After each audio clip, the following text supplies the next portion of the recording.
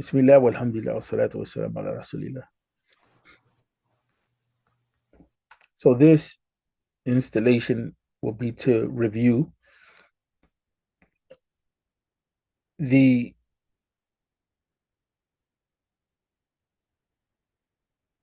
introductory remarks at this point that come after the traditional starting of the text. These introductory remarks, which essentially are a quote from Sheikh Abdul Wahab al-Sha'rani, who was a known uh, Sufi scholar,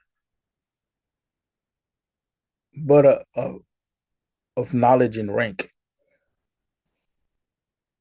This quote by Sheikh Abdul Wahab al-Sha'rani, or from Sheikh Abdul Wahab al-Sha'rani, sets the tone for the book. That's one of the reasons why I mentioned it as being necessary to know. But one of the things that's important is that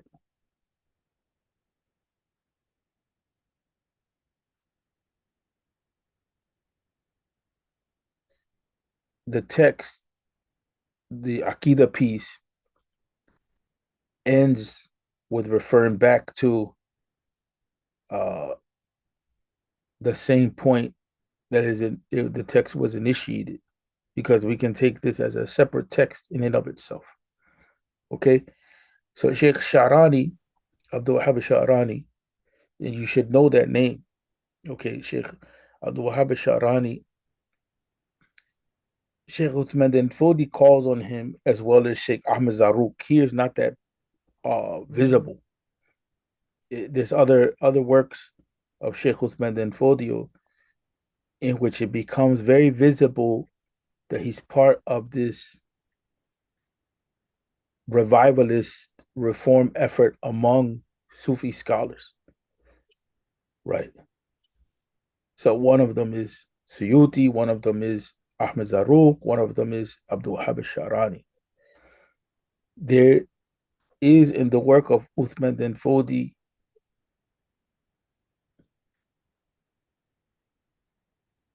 a bringing together of three impulses: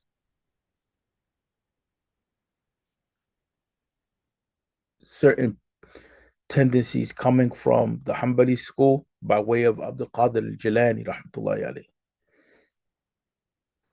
certain tendencies in the Shafi school by way of Abdul Wahab al-Sharani and Suyuti; and certain tendencies coming from the Maliki school by way of Zarruq. That's not to mention the other scholars. And that needs a conversation in and of itself, to talk about the scholars that have impacted uh, Sheikh Uthman bin Fodi in terms of his formation. But in terms of what you see in the writing, uh, I hope everybody paid attention to that. His development, his formation is one thing, his writing is another thing. That doesn't mean there's no overlap, but when you look at the scholars that he calls upon or he draws from in his writings, you see certain ideas coming to the fore. And there's no doubt that they have revivalist reform inclinations. The scholars that shaped his life, is the same reality. Hold on, let's pause for a second.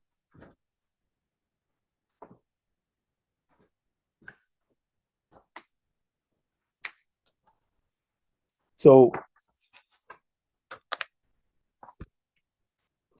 you have, for instance, uh, the Algerian scholar Muhammad bin Abdul Karim al-Maghili Tilmisani.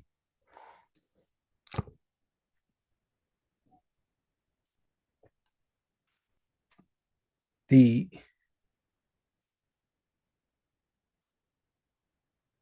Algerian, Tunisian, Morocco is another problem, is a problem by itself.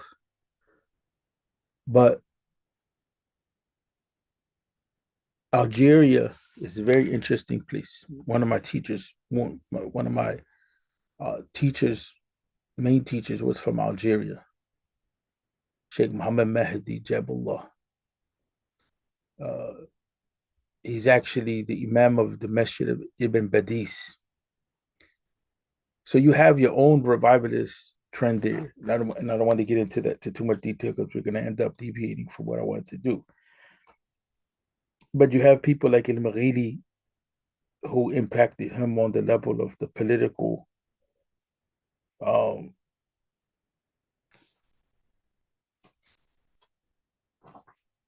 and the idea of the reforming the political system and so on and so forth. And then you have people like Muhammad uh, Ibn Abdurrahman al-Barnawi, right, who was from the Borno area, what's now northeastern Nigeria, right? And so he had a concept of utilizing Muhammad bin Abdurrahman al-Barnawi had a concept of utilizing fiqh for social transformation, right? And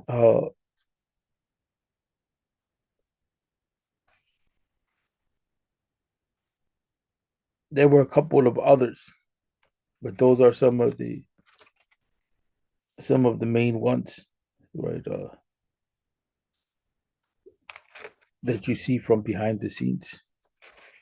There's El Maghili and Bernawi, right? Those are some of the main ones from behind the scenes.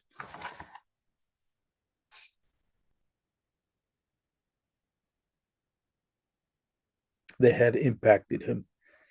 Most of their impact was coming from the angle of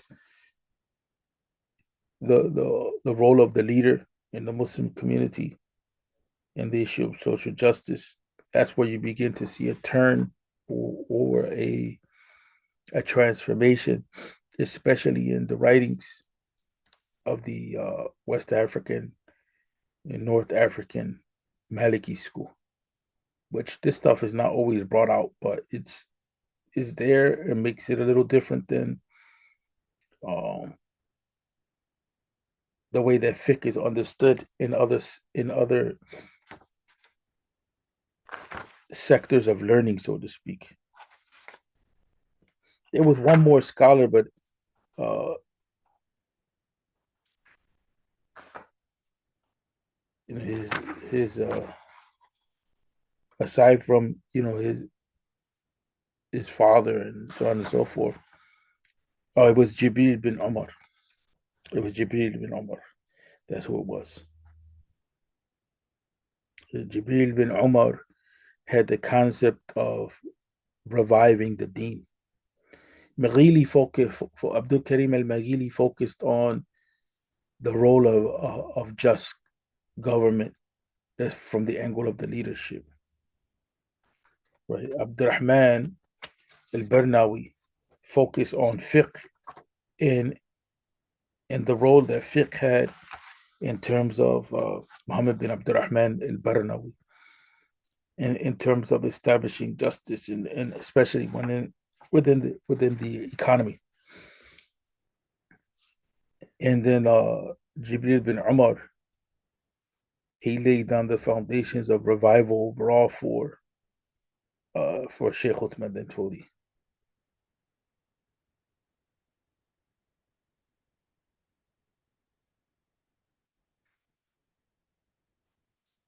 Those were I just mentioned that to say that there were others from behind the scenes, but when you look at his writings, Ahmed Zarouk, and Ahmed Zarouk is, by the way, is an amazing scholar.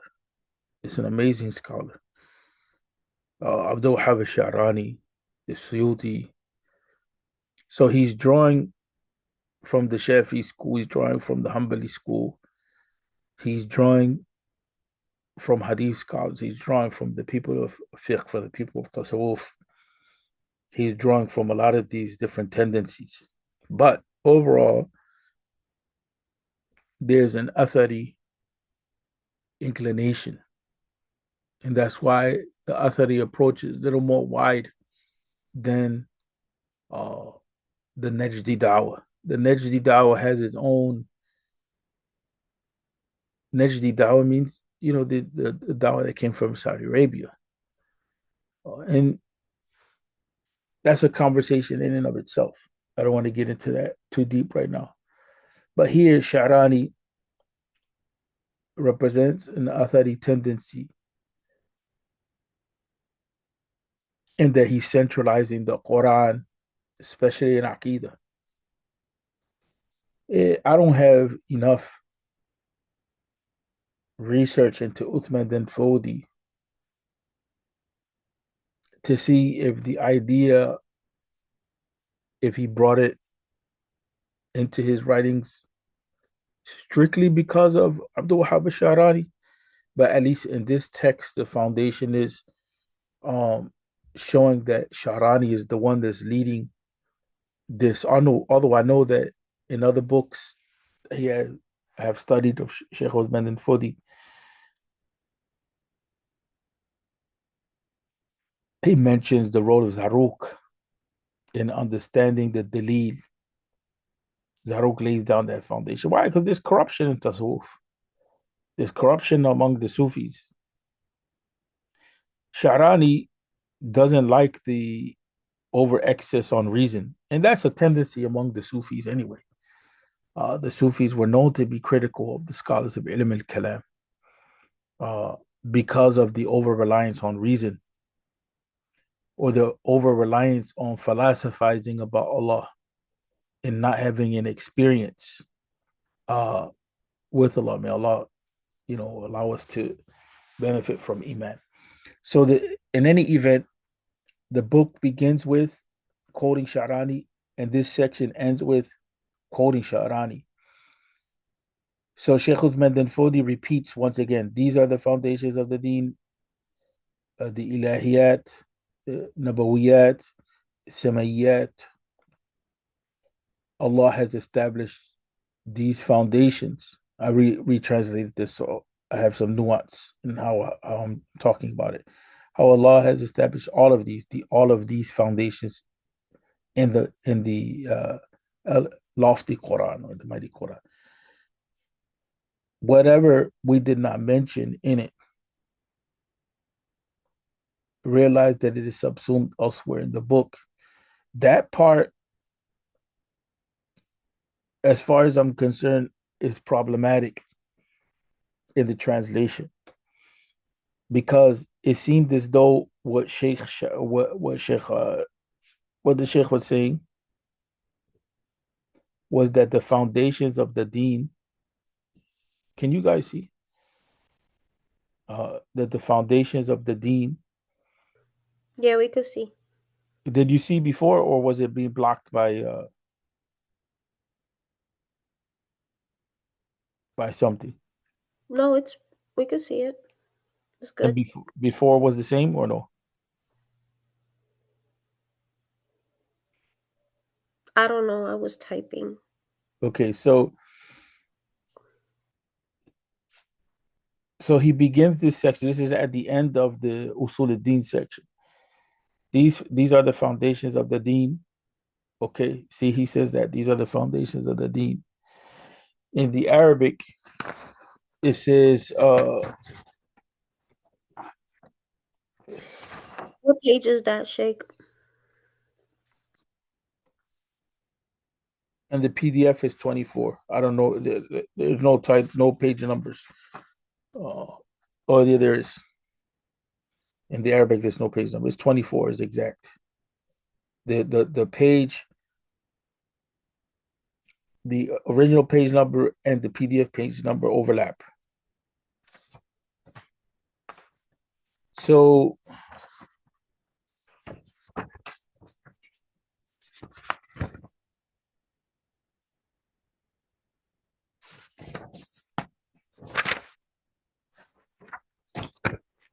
So the book, it begins with, I was working on this yesterday. There it goes right here. So he says,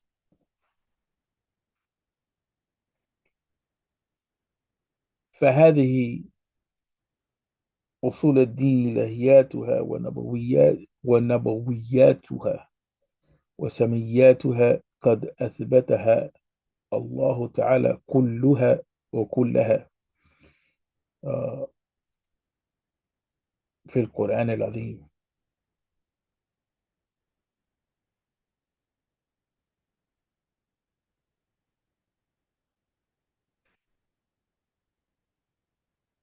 He says, وكل ما لم نذكر منها فهو مندرج فيها.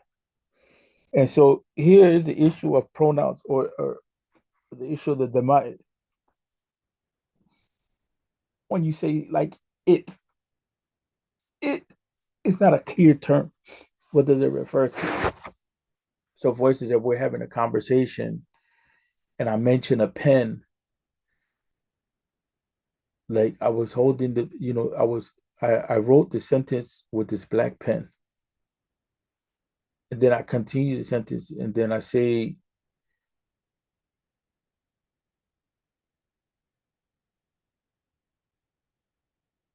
and what's important is what I wrote with it. So then you ask yourself, what does it mean here? So the context is going to reveal that I'm talking about the pen. Although I mentioned the pen initially, the black pen, towards the end of the sentence, I didn't mention the name of the black pen because I'm assuming that you already knew, what I was talking about. So I said it.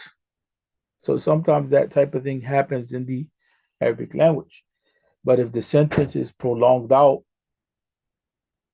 it can become confusing as to what the the pronouns refer to. So here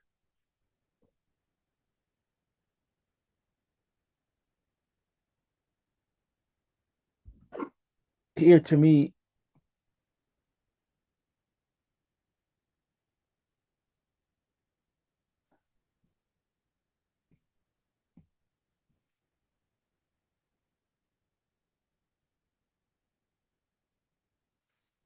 that refers to not the book, because here he doesn't mention the term book in Arabic. He mentions that it's subsumed under it, right? So my thing is that it's subsumed under the main principles. The details, what was not mentioned, is subsumed under the main principles. That's a better translation. Allahu alam. So in any event, that is important because that begins to teach us the approach of Sha'rani and the approach of Dan Fodio and the approach of many scholars, by the way, that what the scholars are always trying to figure out how to communicate to you what's most important, because knowledge is so vast like an ocean and it has so many different dimensions. So they're always trying to figure out how to organize the knowledge. So here in the Aqidah studies, you're being given what's most important to know. And whatever's not mentioned directly is subsumed under these important principles of, or cornerstones of the deen when it comes to usul al-din, meaning the foundations, in this case, of belief. The other thing is that Sha'rani, especially, at least how Sheikh Uthman Fodi presents them, and Sheikh Uthman Fodio carries out this practice in his teachings overall, which shows the pedagogical or pedagogical uh, inclination of Dan Fodio, meaning pedagogy has everything to do with knowledge, and how do we communicate it? How do we teach it? How do we build the student up?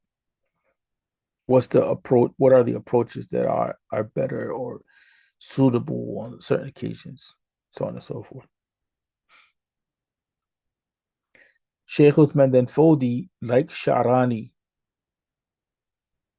is making sure that the Muslim understands what is the individual obligation that they have and separates that from what is the collective obligation. That's done sometimes in the books of fiqh, but a lot of times there's a lot of confusion. That's why, like in issues of Aqidah right now, people are teaching Aqidah issues and they're confusing levels of knowledge because they're teaching however they want to teach or however they were taught. But you can't get away with that going through Dan Fodio's curriculum because he makes it clear that there's certain things that are appropriate, certain things that are not appropriate, certain things that are obligations, certain things that are not an obligation for the individual to know.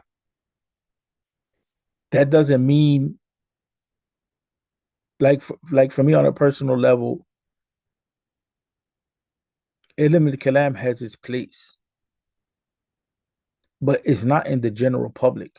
I'm with Ibn Rushd on that, unless necessary. Unless necessary. That doesn't mean that we drown in a hadith-based aqidah either, because some people, their focus is solely on a hadith.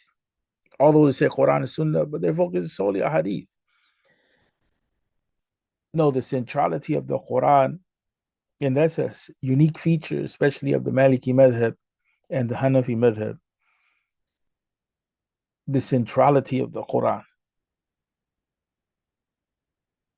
Like, that's extremely important. That's not to say that the other madhab don't centralize the Quran, but they're doing something a little different in methodology. And that's not to down the other madhab. But centrality of the Quran, especially in the Maliki school, is extremely important. That's why in the Maliki school, when it comes to the dog, if you look at the other madhab of the four madhabs, there's more than four madhabs, but what's popular is the four madhabs. What's scholarly is that there's more than four madhabs. The true student of knowledge knows that there's more than four madhabs. And the true student of knowledge also knows that there's madhab among the companions. I know Sheikh Ramadan al-Buti, may Allah accept him and forgive him, and so on and so forth. He kind of wrote against this idea, but that's not where a lot of the scholarship is at, especially in Al-Azhar. The companions have their madhab. Is it a madhab in the sense of what we know to be the madhab in the later day times? No, but it's a madhab. And there's books written on it. The approach of Aisha, the approach of Abu Bakr Siddiq, approach of Umar, the fatwa, the judgments. There's stuff that's done. So it's not fair to impose upon them the later day idea of what a madhab is. Uh, but they had a madhab, right? So all respect to all of the different madhab that are out there. The student of knowledge knows that there's different madhab, and the student of knowledge knows that historically these madhabs, the madhab or these ways are in development. And the student of knowledge knows that the madhab, they have evidences. Right? That was one of the problems in the popular Salafi dawah. Popular Salafi dawah meaning, the general Salafi dawah among the average person. They're thinking that the madhab don't have evidences. And part of that is because of the way that the madhabs were writing their books. Right? That was the issue. Then the madhab came and reformulated themselves in the later day times, and they started showing, no, we have evidences. But in the more advanced books, there's evidences. It's just that for the sake of simplicity, sometimes they didn't put in a lot of evidences to teach the people, right?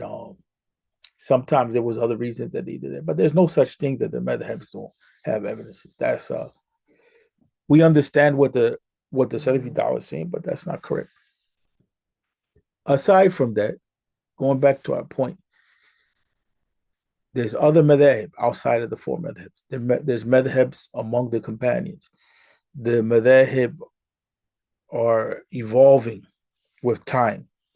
Even in today's time, they still continue to move forward, right? Fiqh is a discipline that's bigger than just the madhabs.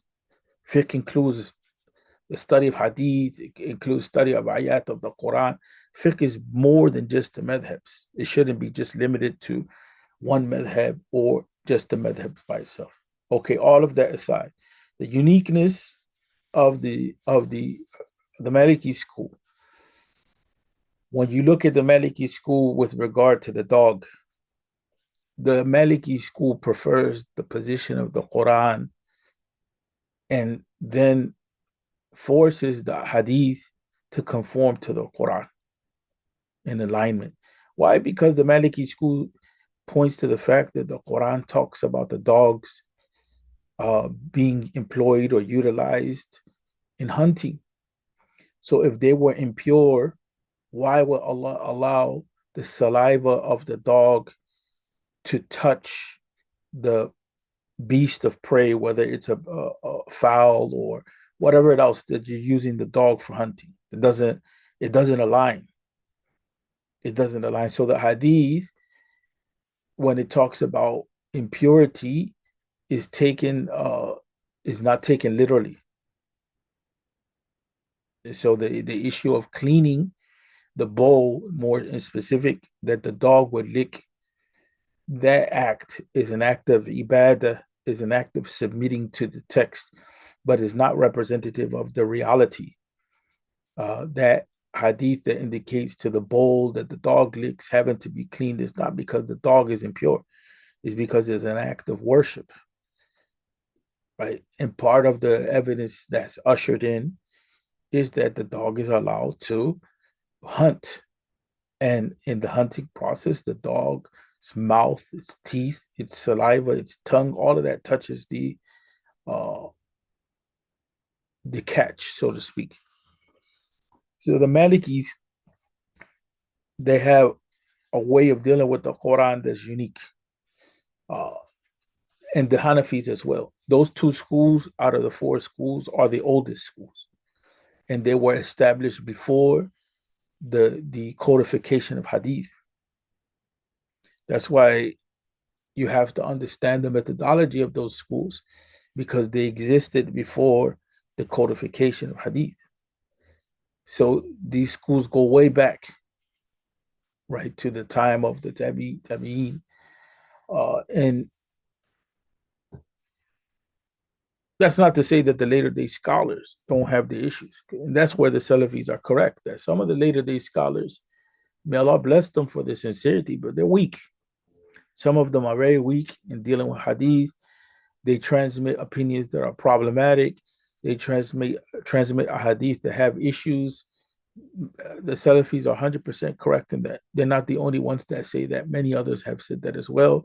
Within the schools themselves, at times, there's debates about these issues. There's mujtahidun, or people of ijtihad, or people of independent reasoning in every school. And they catch these issues, and sometimes they're ignored by the other scholars in the madhab. There's a whole discussion on that. But along with that, to be said, you begin to see a similar type of tendency among some of the scholars uh, that we talked about with regard to the Maliki school and the centralizing of the Quran. One of the issues that needs to be clarified in the study of Kalam, it is the role of the Quran, right? Is the role of the Quran. And when you look at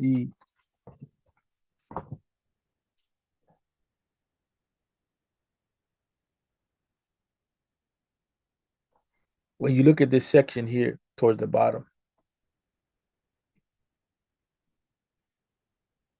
this section right here, Sharani, he says, realize that the scholars of Islam have not composed the books of Ilm al-Kalam in order to establish in themselves or others knowledge of Allah Ta'ala.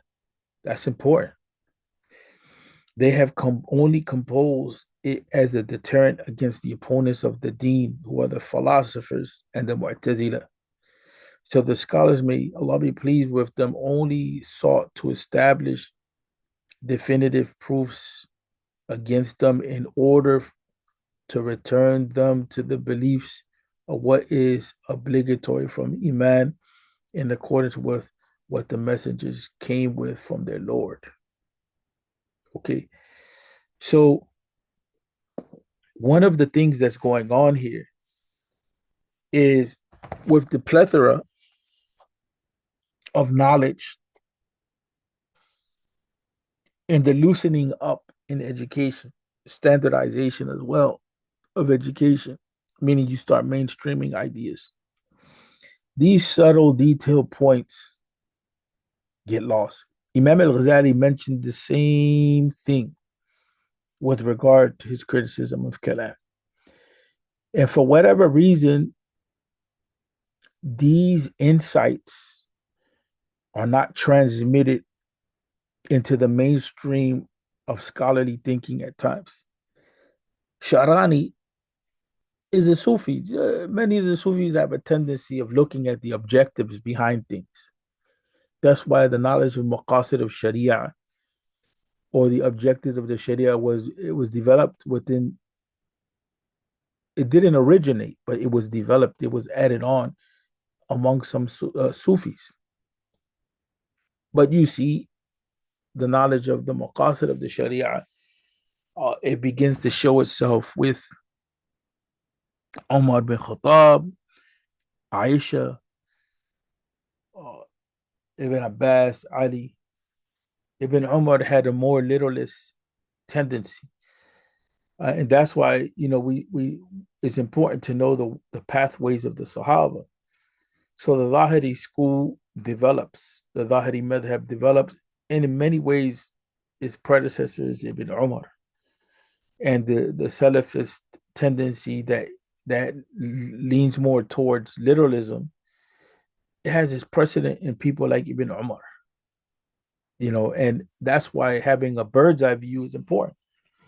Because when you have a bird's eye view, you can look at different tendencies in scholarship and you can place it where it needs to be placed. But that doesn't mean that now Ibn Umar is the only approach.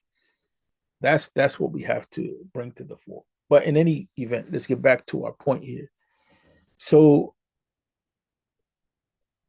this type of approach, what Sharani is saying, like, look, this is the role of ilm al-kalam, right?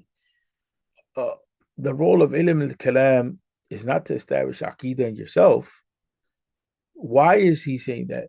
Because for people like Sharani, this is like the path of al-Ghazali.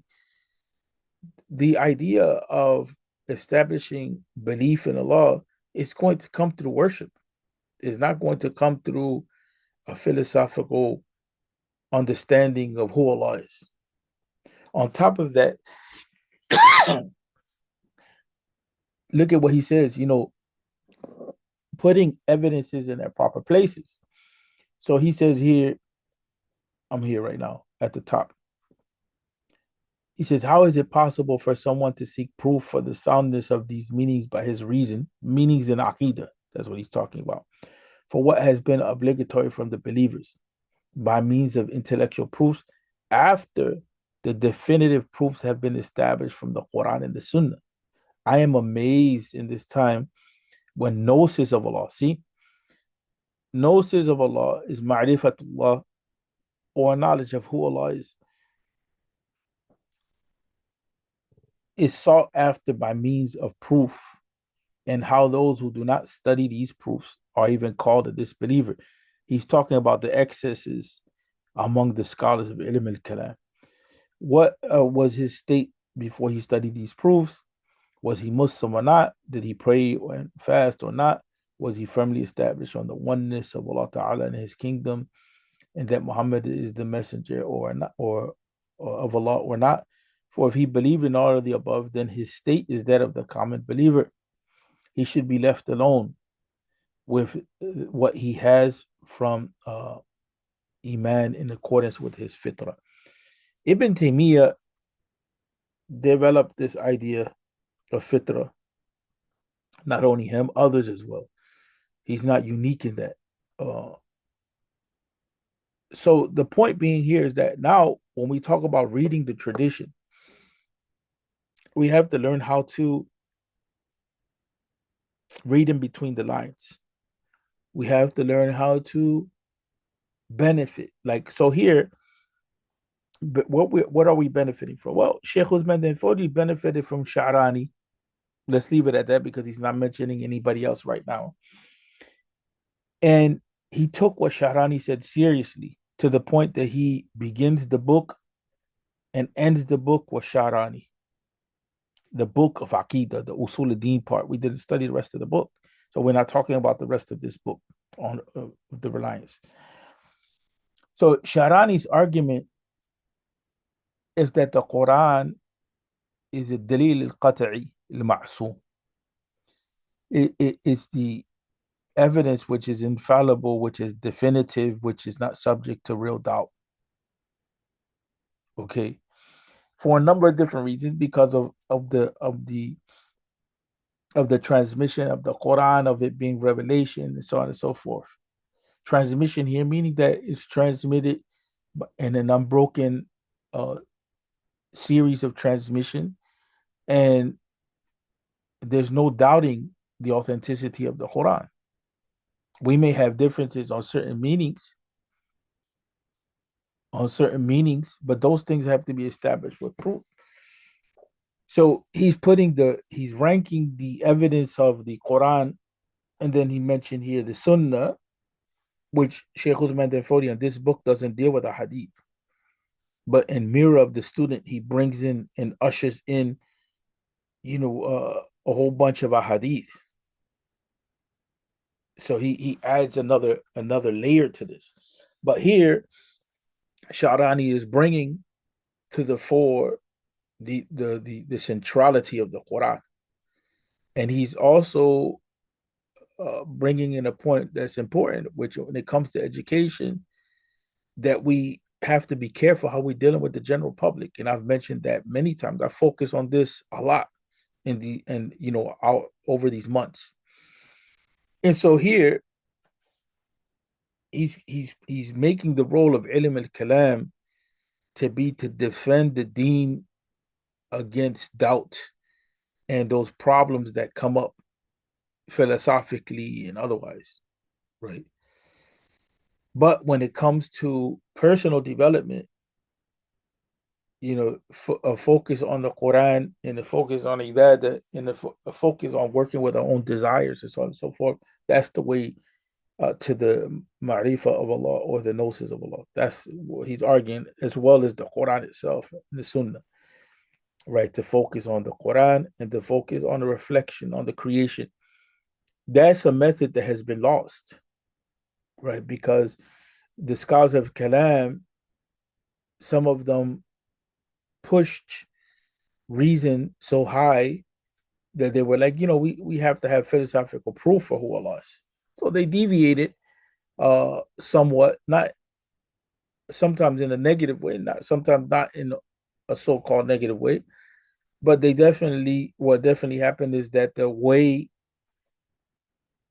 of the Quran, the way of reflecting on nature as a means to strengthen your aqidah, it fell to the wayside.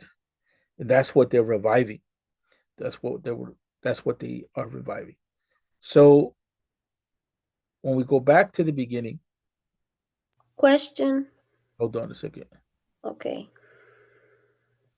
So when we go back to the beginning, which is on page 6, he says, I have composed it.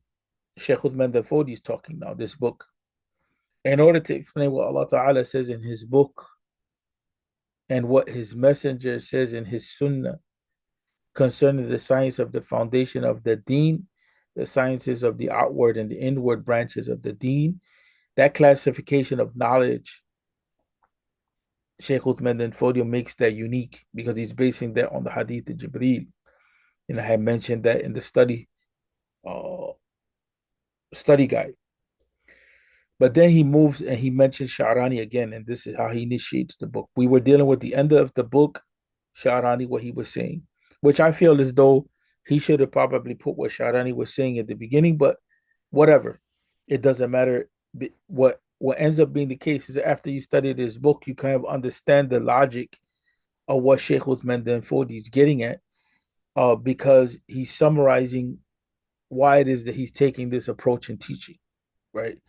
So he says, he's quoting from Sha'rani, verily Allah has made all of his servants responsible only from what is explicit, or what was explicitly established in the Sharia. And so this is something also that's being done by Dan Fodi, which shows that there's a revival tendency going on, in which it has nothing to do with the Salafi Dawah directly, of Muhammad bin Abdul Wahab. Where he's part of a tendency in which they're separating what the scholars say from what the Sharia says, from what the Quran and the Sunnah says, right? And so that's important because there's some reason why this is taking place. Well, one of the reasons we know is that these scholars are interested in reform and revival. They're interested in reform and revival of the deen, reform of people's understanding and actions, and revival of what fell into neglect in the deen. Okay, what's your question? Sorry to prolong you out. That's okay. Just some clarification on the different points in the chart, like you have listed um intellect, nakliya, the heart, fitra. Isn't that also like depending on the person, like what pedagogy would be appealing to them? Some people are more We inclined we or haven't gotten to that level. okay. I'm talking about as a I community. As a community, we haven't gotten to that level, and that's what we have to get to. That's the only way that we're going to be able to revive the knowledge of the deen. Where we have to, we that's a pedagogical issue. It's the issue of teaching. We have to know that should be there's a baseline in Aqidah that's rooted in Quran and Sunnah, and then we have to realize that there's going to be two tendencies. There's going to be uh or three tendencies. There's going to be a tendency to just stick closely with Quran and Sunnah. There's going to be a tendency to want to philosophize and think things through, Mhm. and there's going to be a tendency that's going to want to have an experience, Right. right? Like it appeals to different people. Also, the Mhm. other issue is that a combination of approaches, and unfortunately, you see that more among the Shia than you see that among the Sunnis, from the angle of the way that the Shia structure their knowledge. They You see this in Ghazali. El Ghazali is a little more clear in this, but it's not brought out all the time unless you know Ghazali's system. And some people don't know Ghazali's system. They know Ghazali's work, but not his system. So there, in the past, and that's why some of the books that you have today, they're written the way that they were written, some of the traditional texts, because they're taking into consideration these things, right? And so what happens is that you the pathway of intellect, the pathway of ibadah, the pathway of experience, all of those things are interlocked with each other, right? They're interlocked with each other. But what happens is that sometimes in simplifying that approach, there's a decentralization of Quran and Sunnah, unfortunately. And so that's what they're trying to centralize Quran and Sunnah in this whole process. But yeah, I mean, that was the whole purpose of bringing that in. It's like once you understand that chart in, once you understand that the chart I created, but the knowledge is from the ulama, that these things exist in Aqidah studies. So once you bring in that chart, or once you bring in the bird's eye view, you as a student of knowledge, you can place the role of the abbot in his proper place, the one that wants to engage in ibadah and purify his or her soul, the person that wants to philosophize, or needs to kind of think through certain things in Aqidah. That person has, okay, they have their role. The person that wants to stick closely to Quran and the Sunnah, that person has their role. And you are, as a student and as a potential teacher, you're able to gather what was scattered. You're able to make sense of what's cloudy. You're able to uh, put things in a network of knowledge, so Mhm. that it doesn't become a clash of ideas or groups or pathways or whatever. I mean, the Quran is extremely vast. And if you remember, some time months back, I was mentioning that Said Nursi, he attempted to take on this approach, right? Because what happens a lot of times is the idea of al-ayat al-ufuqiyya uh, wal-anfusiyya. Al-ufuq is the ayat of Allah in the creation, the universe. And al-anfusiyya is in ourselves. Al-anfus is the plural of nafs. Within ourselves, there's ayat of Allah Tabaraka wa Ta'ala. Firstly, the idea of ayah and the creation, we're not used to that, because we're used to only dealing with the concept of ayah in the Quran. We're not used to looking at nature as a set of ayat. Mm. Okay, so the Sufis, what happens with them is that, like Ibn Arabi and them, they try to put that pattern, everything on the names of Allah Tabaraka wa Ta'ala. That at times has its problems with that. You know what I'm saying? But in any event, the creation itself, the Quran does lay some foundational principles for reflecting on the creation, and it overlapping with Iman. Like, for instance, the changing of the night and the day, or that being tied into life and death. The same thing with the changing of the seasons being tied into resurrection, and so on and so forth. And so the Quran lays down the framework. Sometimes the Sufis go to, like, philosophical Sufism again, when you start getting into the names and attributes of Allah manifesting themselves and all of that in the creation. That has its own. That has its own issue. That's not for the general public. It has it because that's somewhat speculative. It's speculative, and it runs into some issues, and that's why there's been debates on those points. It's too much for us to deal with here, but the Mm. idea of wahat al-shuhud and wahat al-wujud, those are very, profound concepts. You know what I'm saying? Wahat al-shuhud is basically the unity of witnessing, versus the idea that everything is one. Because the idea of everything that's one, people have criticized it because it starts to look like Hindu Aqidah, Mhm. where it starts to look like pantheism. So, and it's not safe. And a lot of the scholars have, a lot of the uh, verifying scholars, even later day scholars like Sheikh Thanawi and all of those people like that, they said that has its dangers in it, right? Because the Aqidah starts not being clear. And that's where the Salafi critique comes in at.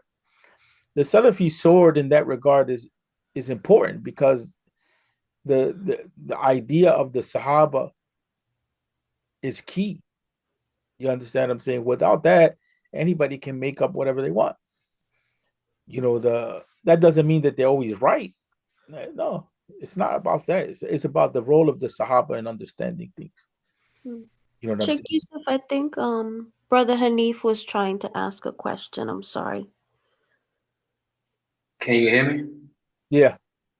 Okay. Well, it was a while ago. The first question I had was when you showed the other page with the quote of Imam Sharani. Uh-huh. You had circled a point when he was speaking about being in the community of the people of Islam or something like that. I was asking why you circled that. Like, what was? I know there was a reason you did that, and I didn't catch it.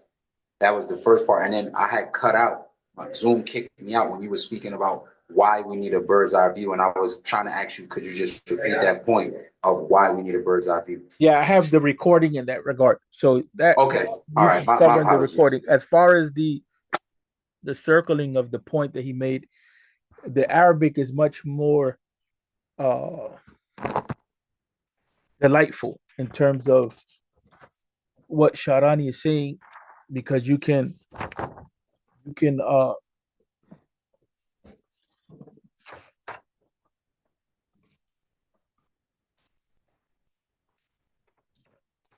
so he says وهذه وصول كلها معروفة مقررة عند كل مسلم يخالط أهل الإسلام. So Sharani is making a point which maybe, to be honest with you, in favor of some of the contemporary people or people today teaching Aqidah, they're making this point as well. Sharani's making a point. They're making a point, actually, I shouldn't say as well. People teaching Aqidah today, emphasizing the importance of Aqidah, they may be in their favor pointing to something that Sharani is assuming exists. Sharani is writing in a specific time, rahmatullahi alayhi, in which the Muslim community is established. There's an environment of Islam.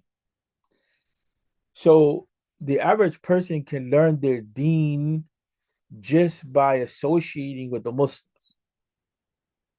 Ahl al-Islam, the people of Islam. And that's how it should be. But in order for that to be the case, that's how Medina was. Medina was an environment of ilm in the time period of Malik and so on and so forth. Malik rahmatullahi alayhi. Medina was a place that just by being in that environment, the deen passes on to you. Because the people have embodied, they have incarnated the teachings of the deen. So Sha'rani is falling back on this idea that in the community, there's a basic knowledge of who Allah is and is widespread, and it can be, and anybody that wants to acquire that knowledge can acquire it by just interacting with the people. Now, some people in study and teaching Aqidah nowadays, whatever community, whether it's from the Kalam community or the Salafi type tendencies, those are the two tendencies that are dominant right now. They're making the claim that that environment has become corrupt, which there's some truth to that. There's some truth to that. But the problem that I have with those approaches is that, look, you're reviving in an environment that may not, what deen may not be dominant. You're reviving arguments about Aqidah issues that were from another time period. That doesn't mean those arguments don't have their place, but they don't have their place in establishing a foundation for a Muslim that we want to just have a foundation in practice. What you're doing is confusing them about Aqidah. because you're talking about this group and that group and this group and that group and this position, that position. That's not Aqidah. That's a part of Aqidah studies. It's not Aqidah studies. Is a discipline in which we talk. It's a discipline within Aqidah studies, which is called al milal wa nihl, which is dealing with different groups and sects, different religions and sects, and what they believe and how we differ with them. That may have some benefit, right? But it can also create a lot of confusion if it's not done in the right way. That should be done in the context of tarbiyah. No, we're probably asking for too much. So Sharani is bringing up that point that these usul are known to the people of Islam, and they are acquirable just by mixing with the people of Islam. Now, interestingly enough, Sheikh Uthman bin Fodi's environment was not like that. Sheikh Uthman bin Fodi's environment, from what some of the historians say, was a syncretical. There was syncretism, meaning there was a blending of religions, Islam with other religions. But he's quoting this. But one of the things he's quoting this, but Sheikh Uthman bin Fodio has an educational movement. Mostly all of the revival scholars pick one, pick Ibn Badiz, pick Shah Wali Allah, Shawkani. They all have different tendencies. Everybody's focused on education. All of them are focused on education. Even the Shia, Muhammad Baqir Sadr, focus on education. None of them are just focused on book knowledge. They also focus on how to teach. How to teach, how to communicate the knowledge. They're all focused on educational reform. And that's something that is important to understand. Sorry, my mind was thinking about even what was going on in Al Azhar, and how there's scholars from Al Azhar that are not popular. They're not popular, and they, when you look deep down, they were focused on the educational stuff as well. You look at somebody that's popular like Mahmoud Shakir. When Taha Hussein started to transform the way that Sira studies were done, the studies of the life of the Prophet Muhammad sallallahu alaihi wasallam, and he started to adopt kind of a Western philosophical approach to literature and to Sira studies. Mahmoud Shakir, which was the brother of Ahmed Shakir, the Muhaddith, who preceded Albani. Ahmed Shakir, he preceded Albani in terms of hadith studies. And so Mahmoud Shakir, when he was going through what he was going through in the Arabic studies department, he was pulled out of the school. And so he began to focus on the revival of the Arabic language and the study of Arabic and so on and so forth. And so that was an approach that was taken to reform the educational methodology that was being used in the curriculum and the approach to knowledge and the approach to learning and thinking. Even when you look at Manar, which is the magazine that, or is like the journal that Muhammad Abdul Rashid Rida and that camp, they were publishing. A lot of they were focusing on because Muhammad Abdul took a very philosophical turn. Rashid Rida took a very hadith-based turn. And they were kind of like, Rashid Rida was the student of Muhammad Abdul, although he was an imam in his own ranking. But a lot of what they focus on is reviving one of the things that's missing in most of these discussions, and which they were very keen on, is the necessity to look at the manuscripts that we have. Because what we have published is different than what is in manuscript form. And that's why, I'm hesitant to just like some of this traditional type of approach that we're seeing is very deficient because it doesn't take into consideration the fact that the scholars were not reading printed books, they were reading manuscripts. So what's in print is because a lot of us don't know how to read manuscripts. I will say that the Indian subcontinent, they're a little more in touch with that because their books are handwritten and then they're published like that. They're not typeset. They're not standardized, right? So, that our exposure is minimal. So all of them focus on the issue of education. A lot of the revivalist scholars in different ways and touched on different things. And for our intents and purposes here, Sha'rani is assuming that there's an environment of learning. And that environment of learning, sakata, is gone, right? It's gone. Like it may be in existence to some extent, to be fair, but it's not like it was. Not like it was. And this is one of the reasons why some people may have wanted to go to Medina to study and this, that, because they wanted an environment that was free of madness, right? Free of a lot of, they wanted a pure environment, right? This is why the scholars in Mauritania, they retreated to the desert. This is why the scholars of India, Pakistan, and Bangladesh, they retreated into the madrasa to try to recreate that type of environment. An environment that exists. Tabligh Jamaat scholars like Maulana Zakaria, Maulana Ilyas, especially the founder, the Amir, the Imam of that da'wah effort, understood the necessity of creating an environment.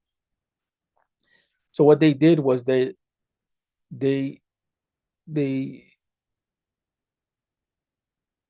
distilled some of the main principles of tasawwuf and they put it into a dawah experience, so that when you go on the tablighi mission, you're focusing on you're focusing on your ibadah, you're focusing on doing da'wah, you're focusing on being in a masjid, you're focusing on establishing the salah, you're focusing on education, you're focusing on dhikr. You're getting a little of all of those things in a systematic way. Uh, and it is designed so that you work on yourself without focusing on yourself. You focus on others, right? And so everybody is trying to create an environment. So that was their idea of creating an environment so that the knowledge of the deen can be communicated to the people, so that the environment can have an impact on the individual, so that the masjid can replicate the masjid of the Prophet sallallahu alaihi wasallam. There's all of these movements attempted to recreate, and the Najdi Dawah, the idea was purify uh, the practice and the belief from bid'ah and get back to the simplicity of Quran and Sunnah, right? And so for them, that meant, we have to go back and we have to remove ilm al-kalam, we have to remove this, we have to remove that, and that was the approach to try to create an environment that was rooted in Quran and Sunnah. Strengths and weaknesses all there in every movement. Tablighi Jamaat, initially, they had a commitment. They wanted the scholars. Muhammad Ilyas wanted the ulama to do that work, to travel around like Uthman bin Fodio did that. Uthman bin Fodio, that's why I say Uthman bin Fodio is extremely unique. Rahmatullahi alayhi, rahmatullahi. Uthman bin Fodio had a traveling Jamaat. His madrasa, his school, his institution of learning, they traveled. It wasn't a bricks and mortar establishment. They were studying under trees and all that type of stuff. And so they took on knowledge on the move, right? And that's what Maulana Ilyas wanted from the scholars. He wanted a twofold approach to found the Tabligh Jamaat. He wanted the madrasa. Actually, it was a threefold approach. It was the madrasa system, what they call the teki, or the khanka, or the zawiya. And than the Dawah approach. And at the end, some of their main amirs, like Hazrat G was one of their main amirs. He talked about the importance of combining all of those efforts. The effort of the khanqa of spiritual development, the effort of the madrasa of education, and the effort of dawah, which for them was going out on their dawah missions, combining them. And Beduzi man Said Nursi attempted the same thing, except that he wanted to combine the study of science. Muhammad Abdu, the same thing. People criticize Muhammad Abdu a lot, but usually outsiders criticize him. Muhammad Abdu did the same thing. Muhammad Abdu's impact was massive, massive in terms of how many countries he impacted and scholars and their students. But they did the same thing: reform the curriculum, reform the education approach, reform the practice, revive this, revive that. That was the attempt. No attempt is going to be perfect. So that's one of the only things that maybe we can say is problematic in this text, and that the environment isn't totally there. That's an assumed reality that Sharani brings up for our time period. For our time period, we can't assume it. For Sharani, he can't assume that it's there. So if it was already there, Sheikh Yusuf, then the main efforts were to like get them back on track instead of like blindly following madhabs or I guess maybe defining what cultural stuff was and what was, part of the Sharia. It Blindly wasn't following the necessarily like concept of giving blindly dawah to non-Muslims, right? the concept of blindly following a madhab only works if you're saying that people are not focusing on education. Mm-hmm. But if someone is going to follow a madhab and their teacher just teaches them and they don't know the evidences, Yeah. there's no issue with that. I mean, it's not the best approach towards knowledge, is a necessity, but we have to remove ourselves because that became from that excess. That became an excess with the Salafi Dawah. And part of it was true, part of it was not true. Like the idea of saying blindly following a madhab is basically what we're talking about is, do you understand what you're following or not? But for their concept is, do you understand the evidence or not? Well, that's fine. The issue of ittiba is a higher level of knowledge. That's good. But we have to leave a place for those. And that's what Sheikh Uthman Fodio is doing in this book. And you're going to see that he's going to put forward evidences, and that's about it. He's not going to give a lot of detail. He's not going to give a lot of understanding. But he's removing that ignorance from the people and making them literate in what to practice. What the only thing I can make sense here is that Sheikh Uthman Fodio is very well aware of what Sha'rani is saying, and he moves to build that environment because that's what he did. His actions testify to the fact that he's really well aware of the situation. Sheikh Uthman Fodio is well aware of the situation, and he moves to address it, which is to build literacy in the community. If they were already But hold on a second. But we can't assume that exists 100%, and that's somewhat in defense of those people in today's time that focus on Aqidah studies. There's a point to what they're saying. The problem that we mentioned is that what are you going to teach them? And that's where Sheikh Uthman Fodi and Sharani says you need to bring them back to the Quran. You need to bring them back to what's central in the Quran. Ilm al-Kalam is not for everybody. That's what, that's the approach that's being taken. It's not totally anti-Kalamist, but it is it is focused on the literacy of the people. I'm sorry to cut you off. What were you going to say? No, that's okay. I'm just trying to understand what he was reforming and reviving. If Sharani is saying that, they had that culture already where you could just be around Muslims and your iman would improve, then what was the revival directed towards? Like, was it That more goes back, I said, Aqidah? to the historical reality. West Africa fell into West Africa was never totally Islamicized. Mhm. So there was I mentioned that issue. There was syncretism.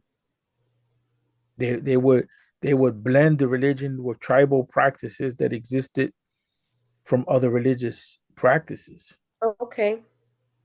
You know, I can see that. I mean, we do that in our culture too. There's a lot there's of stuff. no if you study the history of Morocco, which I've been doing that for a talk that I want to do, Mhm. to me, Morocco is no different than having the Nation of Islam, the Five Percenters, and Noble Drew Ali and all of those people. Mhm. If you look at what the stuff that they were saying, some of the movements that existed in Morocco, uh, is no difference. Some of them claim to be, getting inspiration from Allah. Some of them claim to be messiahs. No different. But what we do when it comes to especially when it comes to the black community, is we cancel out the black community experience and we say this is bid'ah, this that. No, y'all had the same thing. It was the same problems. Look, if you look at India and you look at Akbar. Akbar combined he message. Mhm. He blended Hinduism and Islam. Oh yeah. And And the that's Sikh still the and the case. Sikh religion came from these types of approaches. So did the what's the name of that group? Um,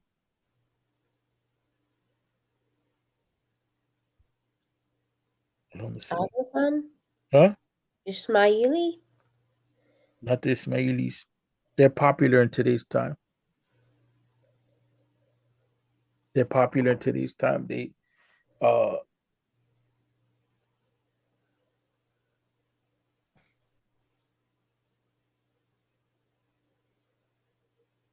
I have the tip of the tongue. Uh, I have the tip of the tongue syndrome. What region are you referring to? They're here in the U.S. They're here all over the place right now. I think it begins with a B.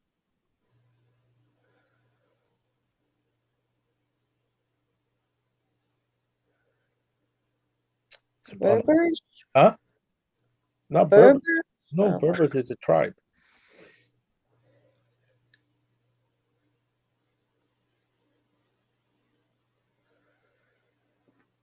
I can't remember right now.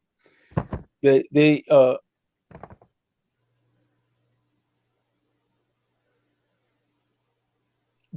combine different religious practices as well. They're an association. People is Baha'i. the Baha'i movement. Yes, the Baha'i movement. The Baha'i movement is similar to that. Mm-hmm. So this process is always, this process of reform and revival will always be necessitated. Islam Yeah. is the only religion that puts that as a principle and acknowledges that there could be corruption and belief in practice. And the idea of bid'ah it's a very important concept to understand.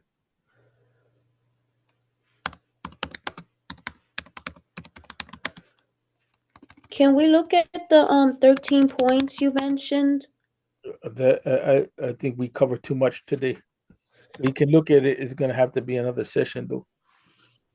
But these 2 points, and by the way, Hanif, I stopped the formal video, so this video now is only dealing primarily with the stuff that for the class to review. Okay.